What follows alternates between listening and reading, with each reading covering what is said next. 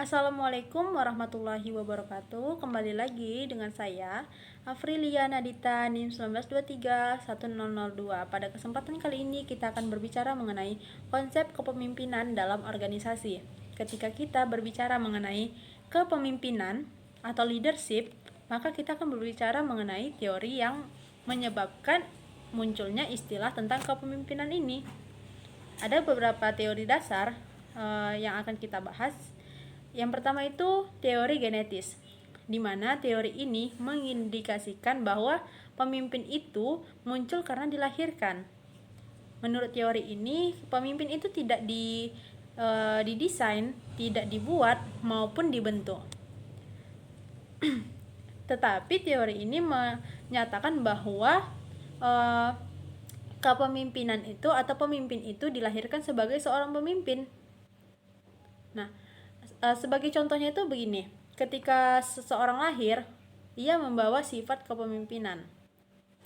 Nah, yang kedua itu ketika seseorang sudah punya takdir untuk menjadi pemimpin. Nah, misalnya seseorang yang lahir dari keturunan kerajaan. Jadi, seorang permaisuri atau seorang ratu, ketika dia melahirkan seorang anak, maka anak tersebut jika dia laki-laki, maka dia akan menjadi pemimpin suatu saat nanti, menggantikan posisi ayahnya yang seorang raja. Nah, anak tersebut nanti akan menjadi seorang raja atau pemimpin di kerajaan tersebut. Begitu kurang lebihnya. Yang kedua itu teori sosial, di mana teori ini menyatakan bahwa pemimpin itu dibentuk atau disiapkan sehingga akan muncul suatu kondisi seseorang siap untuk menjadi pemimpin. Nah, menurut teori ini, siapapun mempunyai kesempatan yang sama untuk menjadi pemimpin. Yang ketiga, yaitu teori ekologi. Teori ini muncul sebagai reaksi dari teori genetis dan teori sosial. Teori ekologi ini menyatakan bahwa seseorang akan sukses sebagai pemimpin jika secara genetis memiliki sifat-sifat kepemimpinan dan kelak ia membentuk, menyempurnakan, serta menambah skill, pengetahuan, wawasan, pendidikan, dan lain-lain untuk tampil sebagai seorang pemimpin. Jadi, ketiga teori tadi merupakan teori dasar yang menyebabkan munculnya istilah kepemimpinan. Pastinya kita bertanya-tanya nih, sebenarnya apa sih kepemimpinan itu? Apakah kepemimpinan itu sama dengan pemimpin? Nah, untuk itu kita akan melihat apa sih kepemimpinan itu. Yang pertama ya. Nah, menurut beberapa ahli gitu, yang pertama itu ada Kleiner menyatakan bahwa kepemimpinan adalah teknik atau kemampuan seseorang mempengaruhi orang lain atau orang yang dipimpin agar mau bekerja sama untuk melakukan tujuan yang diinginkan. Yang kedua, menurut Siagian dan Sutarto, menyatakan bahwa kepemimpinan merupakan suatu rangkaian kegiatan penataan berupa kemampuan mempengaruhi perilaku orang lain dalam suatu situasi tertentu agar mereka mau bekerja sama untuk mencapai tujuan yang telah ditentukan atau yang ditetapkan. Yang ketiga, menurut Franklin G. Moore, di mana kepemimpinan terkait dengan hubungan yang erat yang ada dalam diri seseorang atau pemimpin dalam rangka mempengaruhi orang-orang yang dipimpinnya untuk bekerja sama secara sadar dalam hubungan tugas untuk mencapai keinginan yang diharapkan. Franklin G. Moore menyatakan bahwa kepemimpinan itu merupakan suatu kemampuan atau skill yang membuat orang-orang bertindak sesuai dengan apa yang diinginkan oleh orang yang bersangkutan. Dari beberapa pengertian menurut para ahli dapat kita simpulkan bahwa kepemimpinan adalah kemampuan atau skill untuk mempengaruhi orang lain atau orang yang dipimpin agar mau melakukan apa yang diinginkan dalam konteks pekerjaan dalam rangka mencapai tujuan lembaga. Itu tadi merupakan pengertian dari kepemimpinan. Kemudian ada syarat-syarat dalam kepemimpinan. Yang pertama itu kekuasaan. Nah, kekuasaan ini merupakan suatu otoritas atau legalitas yang memberikan wewenang kepada seorang pemimpin untuk mempengaruhi kemudian menggerakkan orang yang dipimpin untuk membuat atau berbuat sesuatu dalam rangka menyelesaikan tugas atau pekerjaan yang diberikan. Yang kedua ada kewibawaan, merupakan keunggulan, kelebihan, keutamaan seseorang sehingga pemimpin mampu mengatur orang lain. Yang ketiga itu ada kemampuan, di mana kemampuan itu merupakan kemampuan dari sumber daya, kekuatan, kesanggupan, dan kecakapan serta teknis sosial yang dimiliki seseorang yang melebihi orang-orang di sekitarnya. Tadi kita telah berbicara mengenai apa itu kepemimpinan dan apa syarat-syarat dalam kepemimpinan. Selanjutnya kita akan melihat ciri-ciri kepemimpinan yang baik. Ada 3 hal yang menjadi ciri-ciri kepemimpinan ini yang baik. Yang pertama itu memiliki penglihatan sosial. Artinya seorang pemimpin yang baik mampu melihat, merasakan, dan mengerti berbagai gejala yang timbul dalam masyarakat dalam konteks hubungan sosial. Yang kedua itu ada kecakapan berpikir abstrak. Artinya seorang pemimpin selayaknya memiliki kemampuan otak yang cerdas atau pintar, atau memiliki inteligensi yang tinggi karena pemimpin memerlukan pemikiran yang matang untuk memutuskan atau mengambil kebijakan. Yang ketiga itu ada keseimbangan emosi.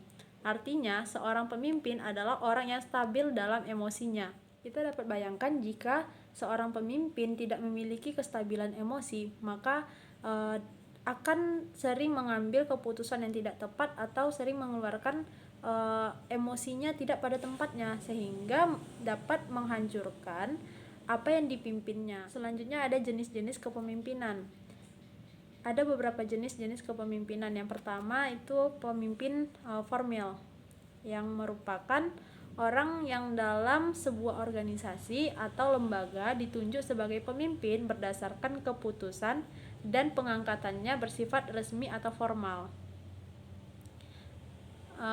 Kemudian ada ciri-ciri dari pemimpin formal ini. Yang pertama ditunjuk oleh orang yang berwenang, kemudian yang kedua itu mempunyai dukungan dari organisasi formal, yang ketiga memenuhi berbagai persyaratan formal, yang keempat mendapatkan kenaikan pangkat, dapat dimutasikan serta memperoleh imbalan berupa gaji dan lain-lain. Yang kedua itu ada pemimpin informal. Yang dimaksud dengan pemimpin informal ini adalah seseorang yang tidak secara resmi ditunjuk atau diangkat sebagai pemimpin sebagai suatu bentuk kehormatan karena ia mempunyai kelebihan untuk menjadi pemimpin. Kemudian apa ciri-cirinya? Ciri-cirinya yang pertama itu masyarakat atau lembaga mengakui seseorang sebagai pemimpin. Yang kedua tidak ada pengangkatan secara resmi. Yang ketiga tidak bisa dimutasikan kepemimpinannya. Yang keempat itu tidak punya atasan atau kewenangan. Yang kelima jika melakukan kesalahan maka tidak ada sanksi hukuman. Yang keenam tidak mendapatkan balas jasa apapun. Nah, kemudian ada muncul beberapa istilah kepala dan kepemimpinan. Apa yang membedakan antara kepala dan kepemimpinan ini? Yang pertama itu kepala merupakan seseorang yang diangkat menurut peraturan tertentu oleh instansi atau atasan yang memiliki wewenang untuk mengepalai suatu jabatan atau kantor dan bertanggung jawab terhadap tugas yang diberikan kepadanya. Sedangkan pemimpin itu merupakan seseorang yang dipilih dari kelompoknya karena ia memiliki kelebihan-kelebihan tertentu dan diberikan tugas untuk memimpin banyak orang dalam mencapai tujuan yang telah ditetapkan. Untuk kelancaran tugasnya, pemimpin diberikan hak-hak istimewa. Persamaan kepala dan pemimpin ini yaitu sama-sama memiliki orang yang dipimpin. Yang kedua, diberikan tugas dan pekerjaan kemudian dipertanggungjawabkan. Untuk perbedaan secara khususnya antara kepala dan pemimpin, itu kepala diangkat oleh instansi sedangkan pemimpin dipilih oleh orang yang terlibat. Kemudian kekuasaan kepala berasal dari kekuasaan peraturan atau atasan, sedangkan kekuasaan pemimpin menurut peraturan dan dilandasi kepercayaan oleh orang yang dipimpin. Kemudian kepala bertanggung jawab ke atasan sedangkan pemimpin bertanggung jawab terhadap atasan dan orang yang dipimpin. Yang terakhir kita masuk pada pendekatan kepemimpinan. Ada beberapa faktor pendekatan kepemimpinan. Yang pertama itu pendekatan sifat. Yang merupakan pendekatan sifat ini Yang pertama, faktor keturunan, artinya kepemimpinan itu didasarkan pada garis keturunan. Yang kedua, circle karakteristik teori, artinya kepemimpinan itu dapat diciptakan melalui latihan sehingga setiap orang mempunyai potensi untuk menjadi pemimpin. Yang kedua itu ada pendekatan perilaku, di mana suatu konteks kegagalan dan keberhasilan seseorang atau pemimpin yang dilakukan oleh gaya mereka dalam bersikap dan bertindak dalam mengambil kebijakan. Yang ketiga itu ada pendekatan kontingensi, di mana pendekatan ini untuk mengurus suatu organisasi dapat dilakukan dengan perilaku tunggal untuk segala situasi. Yang terakhir ada pendekatan terpadu, artinya memadukan teori ke dalam pendekatan kepemimpinan atau situasional untuk menunjukkan kesamaan antara semua teori yang muncul. Sekian pembahasan kita mengenai konsep kepemimpinan dalam organisasi. Saya akhiri dengan wabillahi taufik wal hidayah. Wassalamualaikum warahmatullahi wabarakatuh.